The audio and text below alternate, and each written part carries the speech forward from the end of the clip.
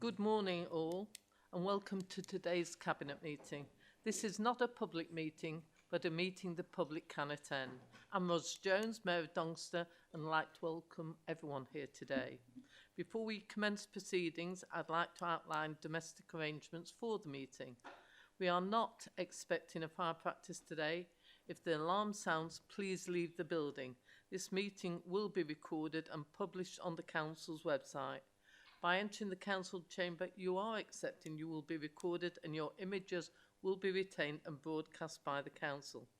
If anyone intends to record today's meeting, please ensure this does not disturb the conduct of the meeting, and please ensure your mobile phones are switched to silent mode.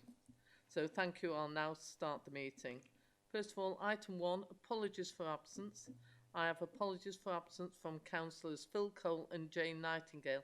Are there any further apologies for absence, please?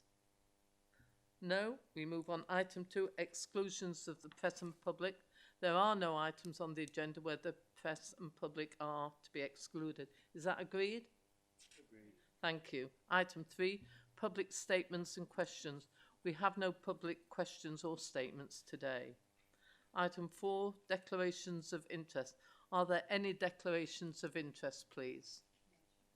Thank you. Item 5, decision records from the meeting held on the 13th and 20th of September. These have been circulated previously and are for noting only. Agreed? Thank you. Item 6, local flood risk management strategy 23 to 29. I will invite Councillor Mark Holbrook, Cabinet Member for Sustainability and Waste, to introduce this item. Thank you.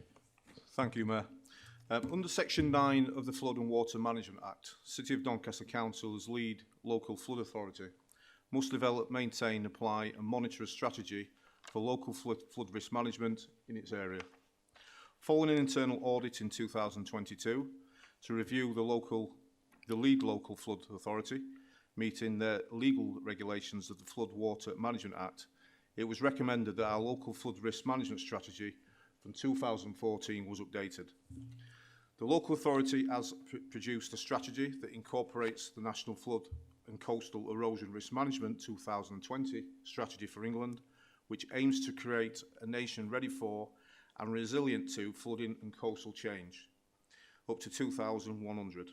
Our 5 strategic aims are to continually improve our understanding of flood risk in Doncaster, promote flood risk management schemes to better protect communities, homes, businesses and land in Doncaster, work in partnership with other risk management authorities, encourage flood resilient measures in local planning policy and improve local knowledge and awareness. The previous local flood risk management strategy in 2014 was produced prior to the 2019 flood event, and current National Flood and Coastal Erosion Risk Management Strategy 2020 strategy for England.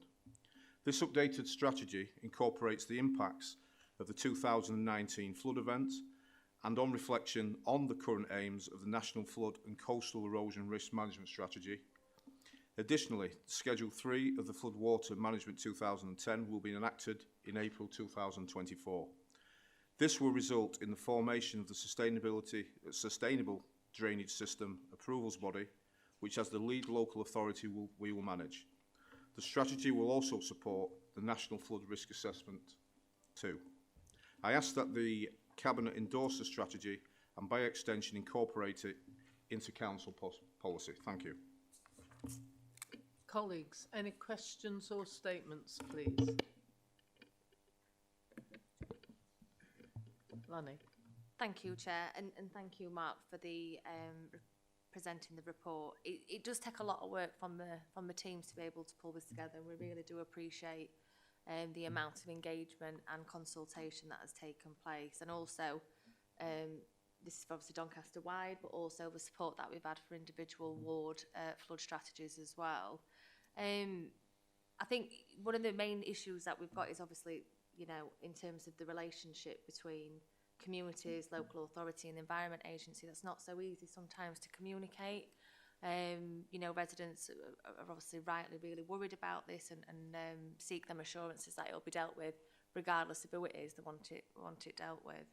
But I do think this goes a long way in showing them relationships, and I think there's been a lot of work since 2019 in terms of communicating with our residents and knowing whose responsibility is what.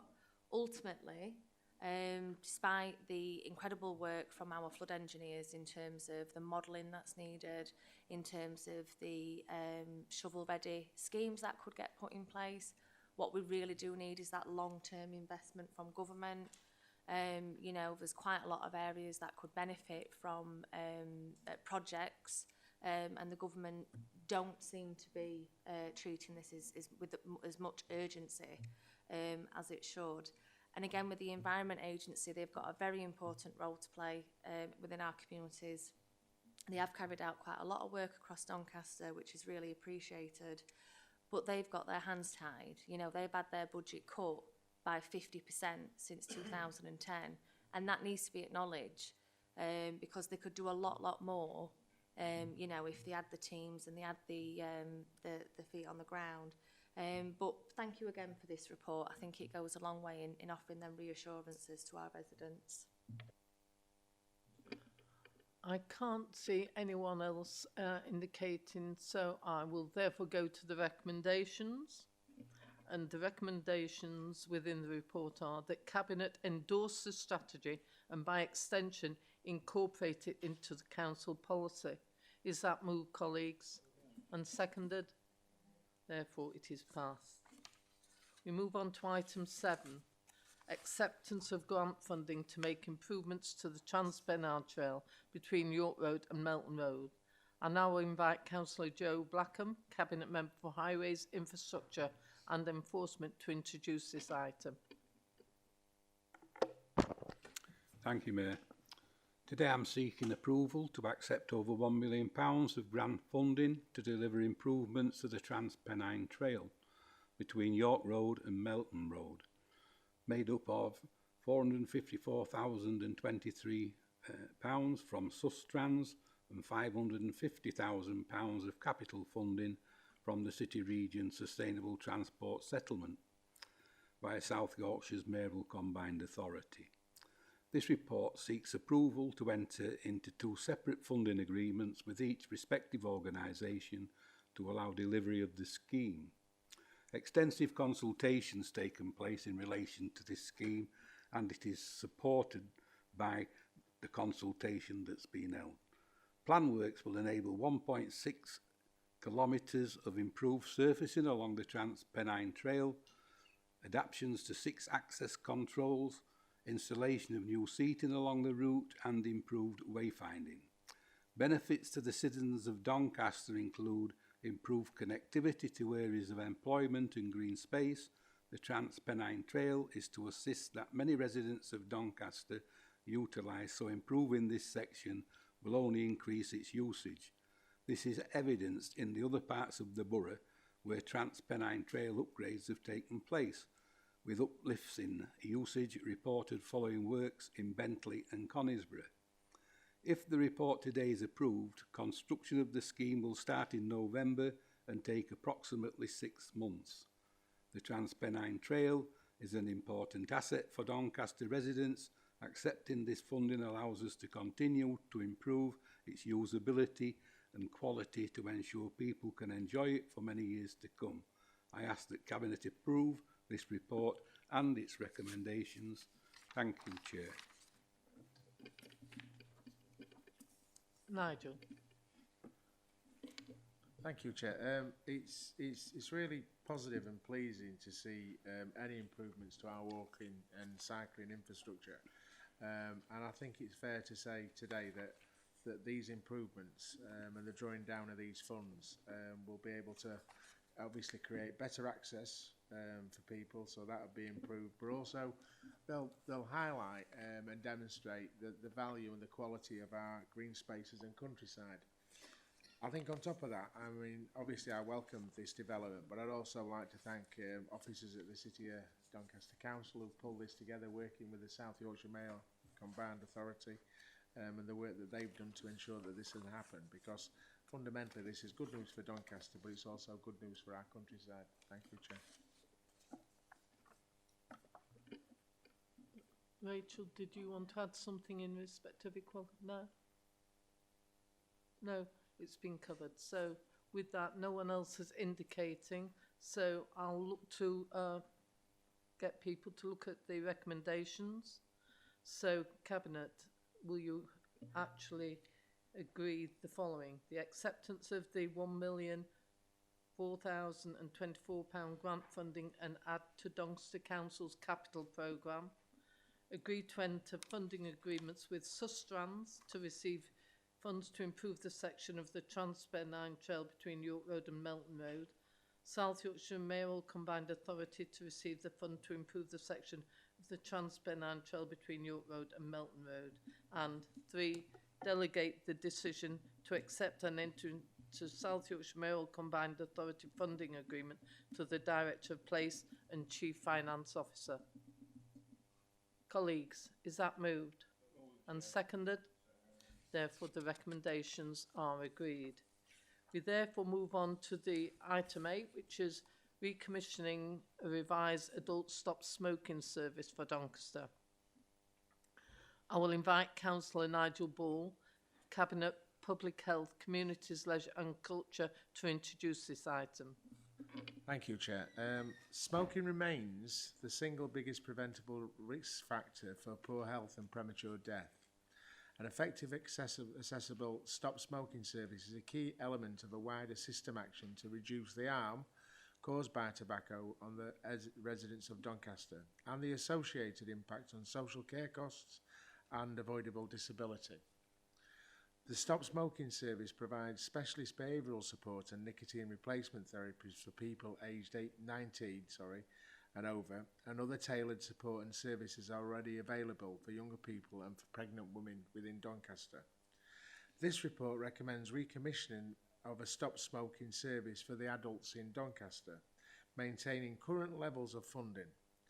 A service specification will be revised to take into account new guidance and best practice, which will include supporting individuals who are not yet ready to stop smoking completely through harm reduction approaches, such as reduce to quit and the use of e-cigarettes, utilising the partnerships, skills and assets of the voluntary and community and faith sector in our local communities to support opportunities to access a local stop smoking support service.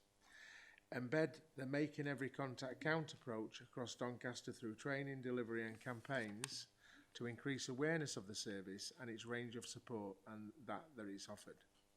Reduce health inequalities through targeted support to groups and communities where there is a higher prevalence of a longer term use of tobacco products, so that individuals with the most complex needs and those least able to afford to quit can receive tailored support.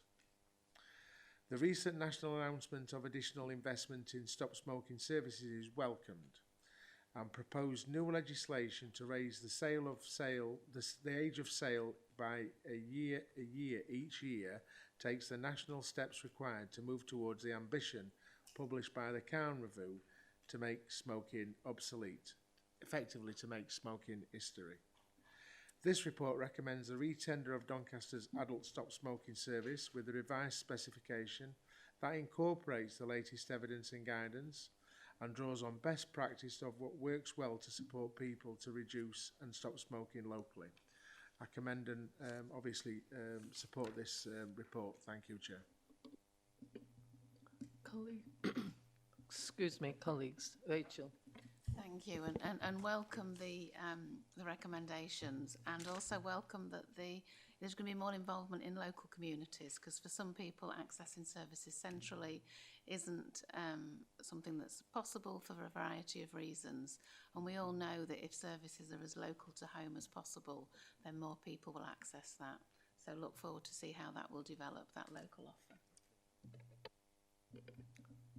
Thank you. I can't see anyone else indicating, so I will read out the recommendations. And that is that Cabinet approves the re-procurement and award of the Adult Community Stop Smoking Service with a revised and enhanced specification, and 2, approves the budget envelope for the Adult Community Stop Smoking Service as outlined in section 39 of this report, which actually describes the grants that the council gets in, which is ring fence, and therefore it's actually already within the envelope that's there. So, colleagues, are those recommendations approved? Seconded? Therefore, recommendations are agreed. That now concludes the items of business on the agenda today. I would like to thank everyone for their attendance and input, and I will now close the meeting. Thank you.